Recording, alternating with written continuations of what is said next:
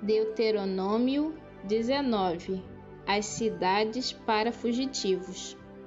Moisés disse ao povo: O Senhor nosso Deus vai acabar com os povos que moram na terra que ele vai dar a vocês. Vocês os expulsarão e ficarão morando nas cidades e nas casas deles. Então, dividam o país em 3 partes e em cada uma delas escolham uma cidade para onde seja fácil fugir. E qualquer homem que tenha matado alguém poderá ir para uma daquelas cidades, e ali ninguém poderá matá-lo.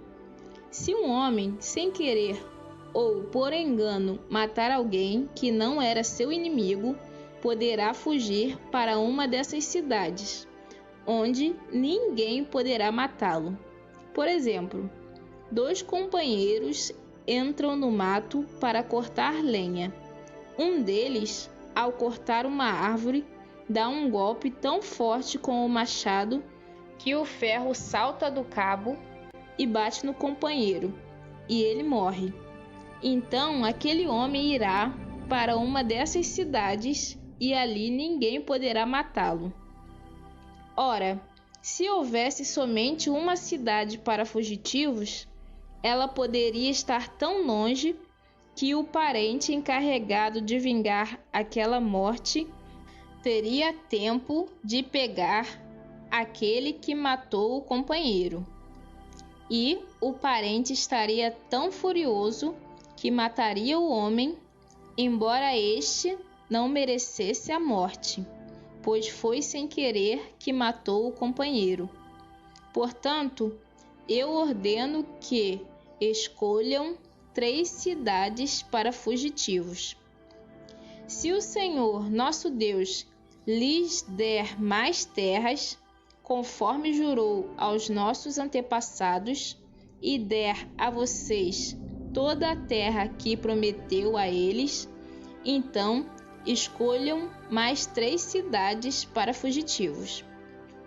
Deus lhes dará mais terras se vocês obedecerem a todos os mandamentos que estou dando a vocês hoje, se amarem o Senhor, nosso Deus, com todo o coração e se nunca se desviarem dos caminhos que Ele mostra.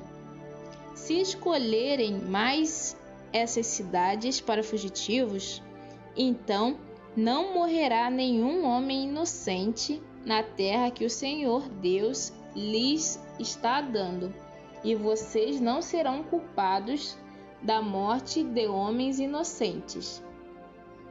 Mas pode acontecer que um homem tenha ódio de outro. Ele fica de tocaia e ataca e mata o inimigo. Aí ele vai para uma dessas cidades a fim de não ser morto.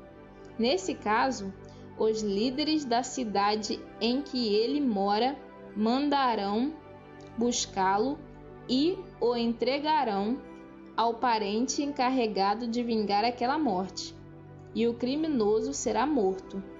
Não tenham dó nem piedade. Tirem do meio de Israel o criminoso, a fim de que tudo corra bem para vocês. As divisas. Não mudem de lugar os marcos de divisa do terreno do vizinho. Elas foram colocadas há muito tempo na terra que o Senhor nosso Deus está dando a vocês. As testemunhas. Quando alguém for acusado de ter cometido um crime, seja qual for, uma testemunha não basta. É preciso ter pelo menos 2 testemunhas para confirmar uma acusação.